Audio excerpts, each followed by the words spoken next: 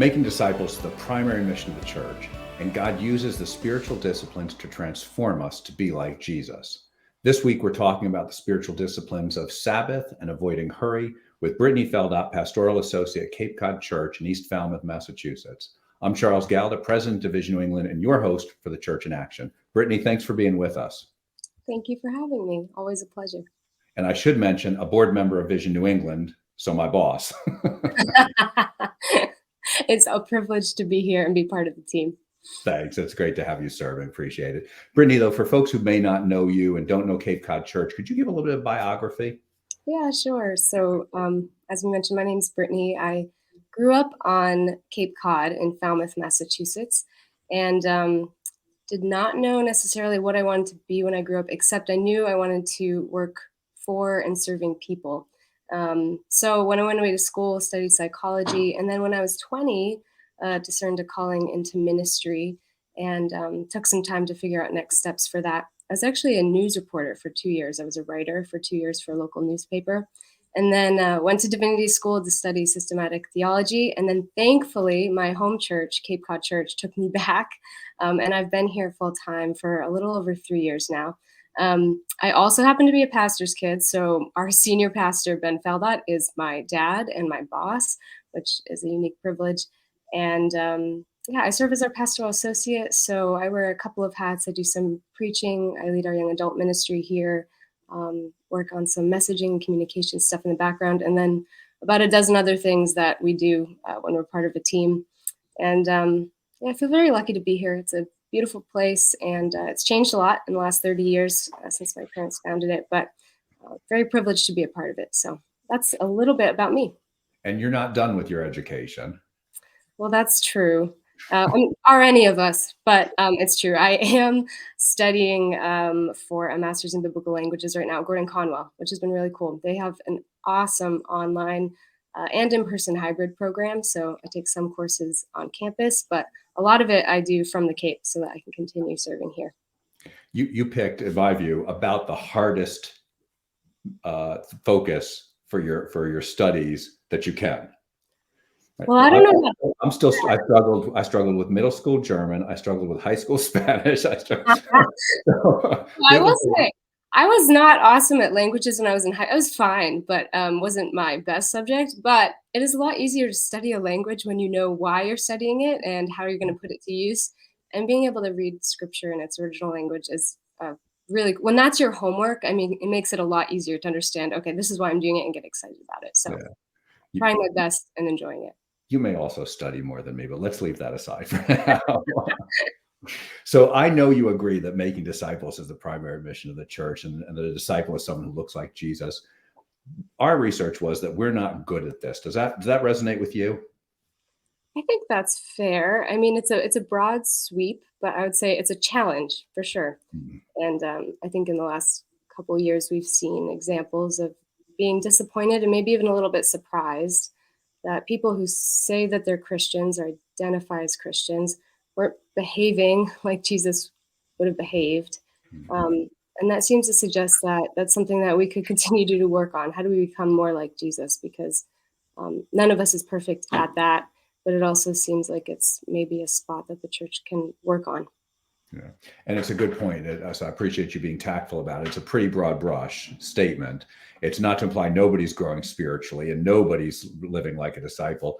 But on the whole, that was the observation of the last few years, to your point, right? We've been shocked in some cases by folks we thought were the mature ones, right? Right. And so now we've been talking about how the spiritual disciplines are what God uses to transform our hearts to be like Jesus and retrains our body. Are you still on board with that, or would you nuance it differently or speak about it differently? No, I'm on board with that. It's a funny. We Charles and I talked about the questions a little bit in advance, or I saw the questions in advance, and it did make me laugh because Charles and I got into a small fight about some of the language around a small dialogue, civil discourse, which was really fun about language, because language is important and how you talk about things. And so we were talking about what does it mean to retrain the body, and is that separate from you and your mind, and how we divide those things. We had an interesting conversation just about that and what it implies for our responsibility and how we view ourselves. So But that aside, language aside, no, in general, yes, spiritual disciplines absolutely are something that's used to help us to become like Jesus. And actually, that insight for me is a really powerful one because I think growing up, I didn't think about it that way. I Mm, thought of the spiritual disciplines or spiritual practices as something that you were supposed to do if you were a good Christian. I did not think about them as exercises or rhythms or practices that would help you become good or become like Jesus. yeah. And there's a world of difference between the two. So yeah, it's been a powerful concept for me and totally agree. I think you're right on that. I think your experience is the typical Christian's experience because I would say, I wasn't a Christian growing up, but when I spent 30 years before I founded upon that truth as well. And I love, we talked to Dr. Carrie Tibbles earlier today, and there's a quote she said just stuck in my mind: our habits and our disciplines create our life. Mm, And so, what those things are that we focus on, whether they're the spiritual disciplines or some other disciplines, are really going to drive who we are. yeah, that's such a good point because I'm getting a little bit ahead of ourselves. But in my small group this past winter, we talked about Sabbath and rest and Mhm. unhurrying our lives. And one of the questions that stuck out to me is, who do you want to be in 10 years? And thinking about that, because the small decisions you make now and my daily rhythms are going to have an impact on who I am in 10 years. And when I looked, there were all sorts of things that I do now that are small but stack up, that weren't going to stack up to the things that I wanted to be when I look ahead at, 10 years from now. Yeah, our old pastor, and I wish I had thought about it right when he would say this. Our old pastor would talk about that becoming a Christian, too many of us just try to add it on to our existing life, and it's not an add on. And I completely agreed with him, and I still do agree with him, but it would have hit me differently if he said, actually, becoming a Christian is a fundamental reordering of your life. Mm, Because so many of the things, then, like some of the disciplines that we're talking about, is like, well, I can't make that work, right? Because of the commitments I have. And so I'm going to adapt as best I can to that. When the reality is, okay, so then what's your priority? yeah. Is it becoming like Jesus or is it not? And there's my Irish Catholic guilt coming through. But help us out with just what is a spiritual discipline? Do you have a definition you use to talk about them? Probably, and there are people who are wiser, who've lived longer than me and reflected on it a lot more, I'm sure, who'd have better definitions. But in general, I think about it as spiritual disciplines, which I actually, in my ministry, we often call them spiritual practices or even rhythms. I like that because I think it's something that you work on. You literally have to practice as opposed to something you can just check off in a week and say, oh, I did that. Besides the fact that I do think disciplines takes away a little bit of the joy of it too, because it's supposed to be something that we look forward to. But Unless you're racked with Irish Catholic guilt, then we love the idea of that discipline. sounds awesome. Yeah. So spiritual disciplines or spiritual practices, exercises, rhythms, practices, or a posture, a way of doing life that help us to become more like Jesus and to grow in our faith. I think that would probably be my definition. And one thing that we talked about in our young adult groups this past winter was that the way I look at it, I think there are two different kinds of spiritual practices or disciplines. There's some that are directly edifying you, right? Like prayer and reading scripture. You're hearing the voice of God, you're directly learning from his teaching. And then there are other types of practices that put you in a posture where you are purposefully um, disadvantaging yourself or putting yourself at a disadvantage to be forced into a posture of requiring trust. So putting yourself where you have a need or you have less than you had before so that you are required to trust God for the thing that you're setting aside. We talked about this a lot last year in my group because we talked about the discipline of giving, financial generosity, which is similar in that you are choosing to put aside a percentage of your income, which when you have very little can feel really challenging. And actually, when you have a lot, it feels just as challenging. But you're purposely putting yourself in that position where now I have less and I have to trust God for what I don't have, to remind yourself, and it recenters things. So it's almost like an indirect growing of faith by putting yourself in a position of lack or need. And one of the beautiful things out of that, not only do you get to put yourself in a position where you're stretching the muscles of whatever it may be, in terms of finances, stretching the muscles of generosity, reminding myself that God is in control. But also, you then get to see God work in that lack and it grows your faith. So the next time it comes around, I'm more likely to be generous, more likely to trust him for the things that I don't have. And that's how I think about Sabbath, which we're talking about today as well. There's a professor down at Dallas Theological Seminary, and he would say, Dr. James Allman, and he would say, if you want to see God work, you have to take risks on God. Mm. And so when you talk about something like tithing, right, or giving, right, sacrificially, it's like, okay, then I don't see how this is going to work. Yeah. But now you get to see God work in a way that he didn't need to before, when I was going to give the 1% that I could see how it would work, right? Right, exactly. Yeah. And so what is it? So we wouldn't say the disciplines change us, and you've helped me with that nuancing before, but it's not the discipline that changes us. It's what God does in the discipline. What's actually happening when we do, or one of the practices, what's actually happening that causes our hearts to be transformed? That's a good question. And I'm not sure, maybe it depends on which ones we're talking about and exactly how he works.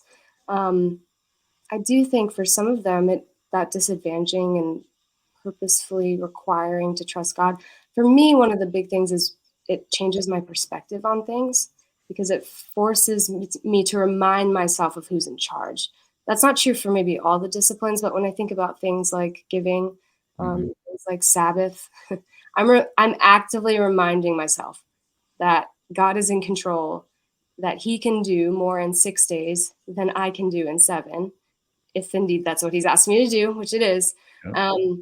And for me, that's a really powerful piece. I am trusting him, where it's so easy to get wrapped up in, I'm in control, I've got to do these things. But if I really believe that it was God's work and I'm just a part of it, I would trust him with that 1 day a week. Mm.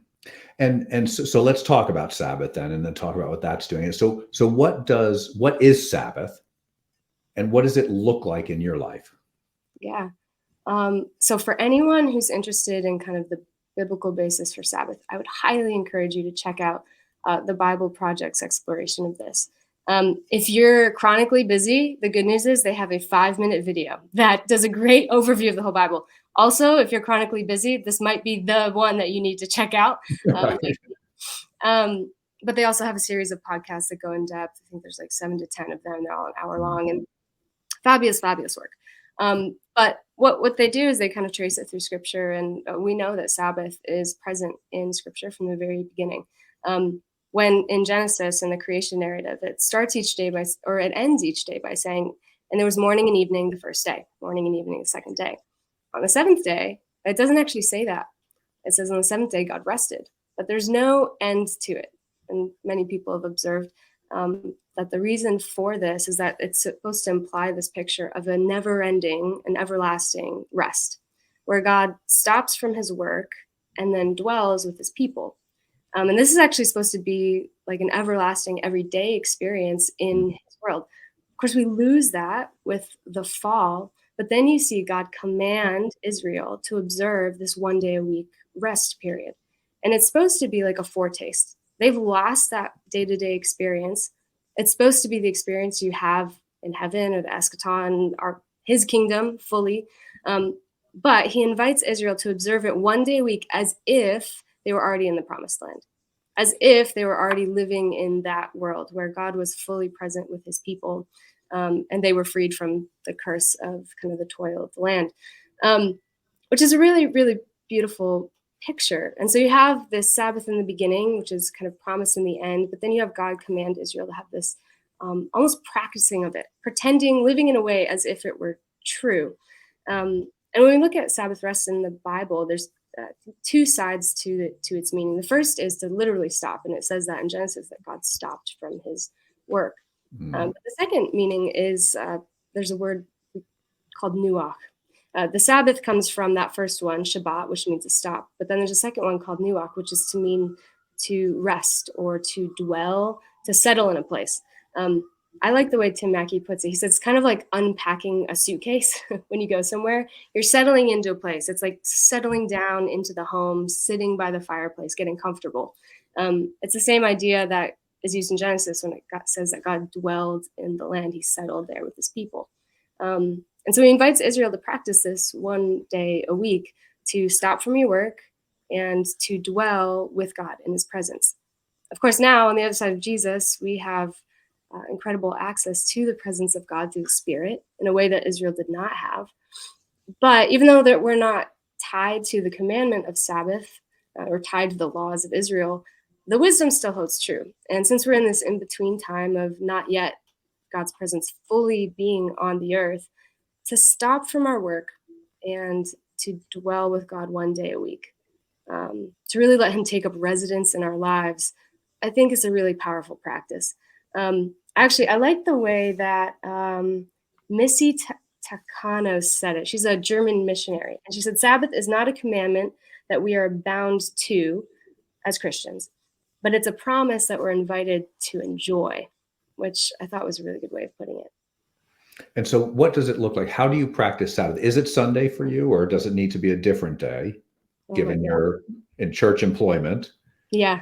And what do you do not do on Sabbath? Sure. So I will confess, this whole conversation is a little bit funny for me, because I am probably, if you're looking for somebody who is good at practicing Sabbath, who it comes naturally to, and who's mastered it, I am the last person you would want to talk to. So our small group we studied the ruthless elimination of hurry this past winter, and there's a little quiz in there. It's like 10 signs that you need to slow down. And we all took it and we shared, some people, brave people, shared their numbers. And people are like, oh, I had 6 or 7. It's one where you don't want a high score. The lower the score, the better. I had 9.5, which makes me think that they're all liars. But it's something that I wrestle with. I would probably tell you, like, I'm a little bit of a workaholic, maybe a little bit more than that. I love what I do, but I also have a really hard time stepping away from it. And when you're in a creative field where you're serving people, I think that's probably just true. It's not just ministry. And so it's really hard for me to step away from things, just to literally stop work. So I first started really intentionally trying to incorporate Sabbath into my life last fall. I mean, I've always gone to church on Sundays, done that kind of stopping, but I had not been careful about stopping from work or other things, really stopping and dwelling with God, even though I was doing church on Sunday. So last fall I started, and it wasn't because I was like, oh, I'm going to hit some new spiritual heights in my life. It was because I was busier than ever. And when I looked, I knew I won't survive if I don't incorporate this into my life. It was busyness, some from life, but also self-inflicted. And I just knew I need to do this.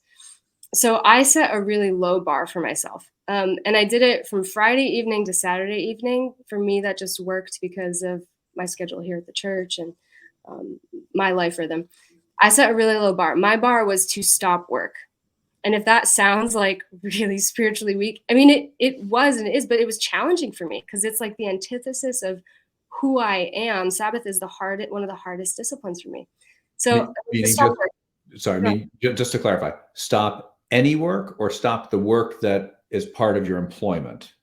So for me, at the beginning, the bar was to stop work related to my employment. Okay. And since then, I've kind of probably expanded that. But that in itself was tough for me. So that meant no email, no checking Slack, no working on projects that bled into Saturday. And that was hard. And then I tried to incorporate other things as well. I was spending time kind of away from my phone, allowing myself to sleep in. But there were 2 pieces. One was to stop work. And then I also was trying to be intentional about incorporating joy into the day, just to enjoy the life that God had given me. Because I'm also, in addition to being a workaholic, I'm a little bit of a perfectionist. So whenever I heard about Sabbath, I was like, oh, if I'm going to do that, I'm going to do it. I'm going to overdo resting. Yeah, exactly. A full dinner with friends, I'm going to spend 7 hours in contemplative prayer. It's going to be amazing. But one of the struggles I have with spiritual disciplines, there's probably other people out there like this. They're hard for me to maintain because I am that way. So when I was like, I need Sabbath, so I lowered the bar. I was like, I stop work and I'm going to intentionally do things that I'm going to enjoy the life that God's given me. Not just for myself, but also for my family and friends, because I knew if I didn't, it would have a toll on those relationships. So because I had forced free time, I would allow myself to do things that you can do when you have free time. On days when there weren't plans, like I sleep in. I cook more. Actually, John Mark Comer suggests something called pleasure stacking, which is when you like incorporate unique pleasures into your day, whether that's like we only have pancakes on Saturdays, or for me, that's cooking. That's something I love to do. And then I made time to make plans with friends that I wouldn't. One of my favorite days of last fall actually is I got to go apple picking, which is like a whole day thing in New England. I mean, everybody knows that. That's like it's like an amusement park for New Englanders. But we planned to go all the way to Stowe, Vermont because I had forced a pause in that day. It would not have happened last fall if I weren't observing Sabbath. And it became something I looked forward to, which as someone who's super prone to guilt and guilt to myself, like, oh, I didn't do Sabbath good enough. That was another piece that was important to me, is working on that. And the impacts on my personal life have been not, I wouldn't say dramatic, because I think I was like in triage mode because it's something I wrestle with, but obvious, small but obvious. So it's not doing nothing. It's not doing nothing. You're still doing things. And you're doing things, in fact, that some other people might consider work, like cooking. Yeah. Right. But for you, they're not work because you enjoy doing it. Yeah. Yeah. And I think probably Sabbath looks different for everyone. And I would tell you, it's something I'm still trying to figure out how to do well. The first couple months, it was hard enough for me to walk away from work. The cool thing that happened for me is that, and it's still actually to now, I go into Friday and I'm like, I cannot take a Sabbath. There's not enough time. I have too much on my plate. By the time I get to the end of Saturday, I always look back and I'm like, oh my gosh, why did I think that those 3 things that I had on my list, literally written down, were so urgent? Because it changes your perspective. But yeah, the things for me, like what is or is not work, is probably different for everybody. And how you observe Sabbath will probably look different based on the things you wrestle with. Like for somebody who, workaholism isn't a problem for them, like if they struggle with laziness, your Sabbath and how you stop and dwell with God is probably going to look really different. But that was one of the things for me, is just had a hold on me. So giving up control, having faith that God was at work, and that if he commanded me to do this, then it was important. That was important for me. The other personal thing I would say is it changed. It was a weekly reminder of who God was in my life.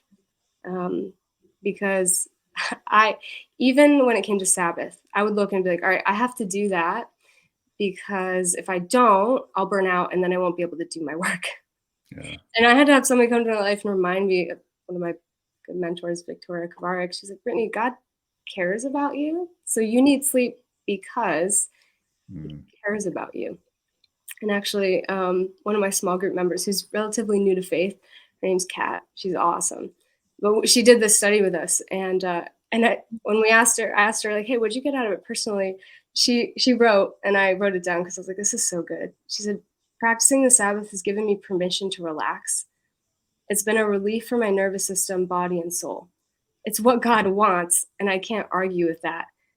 And I love that because I think as Christians, particularly if you've been a Christian a long time, we're prone to just seeing God the way we've always seen him, or seeing what you expect. There's actually a whole concept in psychology. It's called unattentional blindness, or familiarity blindness. It's when you see what you expect to see. And the beautiful thing for me, for Kat, is she's new to faith, and she learned like, oh, God cares about me. Like he wants me to be happy. He says that he has rest for me, that he has a full life for me. And she was like, so, okay, like I'll do it. And that's a challenge for me to look and to be like, no, actually part of the reason I'm doing this is because, yeah, God cares for me. It's not just so that I can be more productive. Now, you mentioned John Mark Comer's book, The Ruthless Elimination of Hurry, which is drawn on Dallas Willard and other folks, I'm sure. But what's the difference between hurry and busy? Or are they the same thing? I would say they probably go hand in hand. Off the top of my head, I'm not exactly sure. I mean, when you fill up your life so much that you're constantly busy, you have to hurry. I think probably hurry is probably a state of being. It's like hurried conversations. You know what they sound like. Nobody's really paying attention to you. Running around, a little bit breathless, a little bit distracted, which I think is a byproduct of your busyness. So when you fill your life such that you're always in a state of hurry, um, because you're always busy, they probably go hand in hand. But hurry might just be like the way that you are when Yeah. you're busy. Yeah. Busy may be those, I've got a lot to do today, but if I can be, what I'm hearing you say, if I can be present in the moment and not be distracted by all the things I have to do today, right? That may be an okay place to be, but you're pointing in on this, but I don't have time to be present with you because I've got too much going on. And is that, am I Yeah, hearing you right? I think that's part of it for sure. And what's really tragic, I think, is that our business is most of the time it's not ill intentioned. You have good intentions. You're doing important things, and I think we don't even realize. I'm sure there have been so many moments where I didn't even realize how hurried I was coming off because of how Mhm. busy I was. So when we asked that question in our group, like, who do you want to be in 10 years? I just realized, like, I want to be the kind of person in my day-to-day life, not just like on a Sabbath day, who is able to be present to mentor other people, to pay attention to their lives and encourage them. That doesn't happen unless you're intentional. You can't be a hurried person and Mhm. also be kind of a generous, thoughtful mentor. And so I thought ahead, like 10 years from now, I'll be 38. And I was like, I don't want to be so hurried that I miss that chance in my relationships.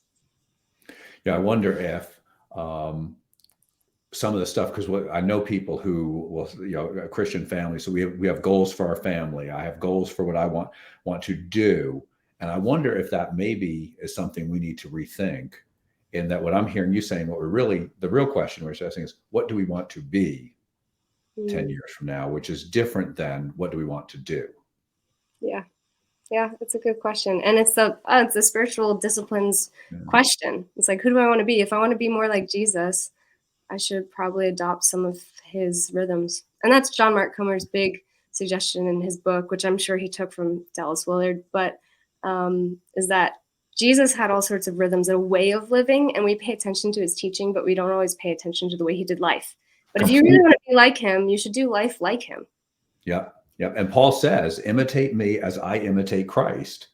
Right. I think for a lot of us, that goes right over our heads, myself included, in that I missed that for the longest time. Is like, no, not don't just model yourself on your teachings, on his teachings, which by the way, I do a terrible job of, Yeah. but model your life on his life.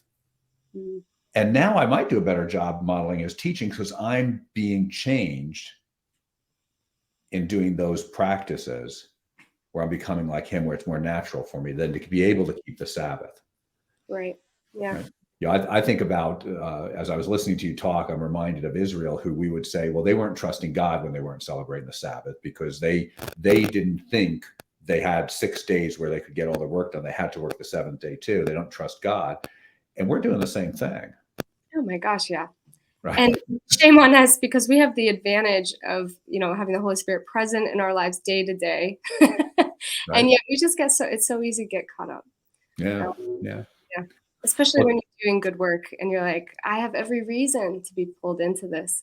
Um, but it is a trust thing to be able to walk away and think, okay, if this is God's work, and no matter what you do, whether you're a teacher or sanitation worker or whatever, the work you do for God day to day, if it's really His, He mm. can do it in the time that He's allotted. And we've talked about the same thing and how we're kind of off mission from making disciples in some cases. Is, well, what are we doing? We're doing all really good things. It's just not the mission of making disciples. Yeah. And so, how do we get back on the mission? And you're making it about how do I get back on mission, not just as the church, but how do I get back on mission as me? Yeah. Right? That's a great question to be asking ourselves, and a reason to go away in silence and solitude and meditate on. Right? That's a whole other thing. I haven't even touched it. Well, the funny thing, so maybe just quick comment, but ruthless elimination of hurry covers 4 different spiritual practices. And we did it in, I think, 6 or 7 weeks in my small group. But oh my gosh, I mean, they're all such huge things to tackle. So I was like, I'm just going to focus on Sabbath. And then someday I will become more successful at the silence and solitude piece. Well, there's great aspiration there. And so, Brittany, thanks so much for being with us. I appreciate you making time and sharing some of what your journey has been on this, Absolutely. and what it's doing in you. So thanks. Thank you for having me. I'd also like to thank Jess Mangano, our producer, and listeners like you. This program is created by Vision New England, which helps us be the people of God, doing the work of God, making disciples, doing justice, and fostering unity to transform New England with the love of Jesus. You can find more resources and donate at visionnewengland.org. This program is brought to you by our friends at the Pastoral Association, who are dedicated to proclaiming the good news, uniting the church, and impacting cities worldwide.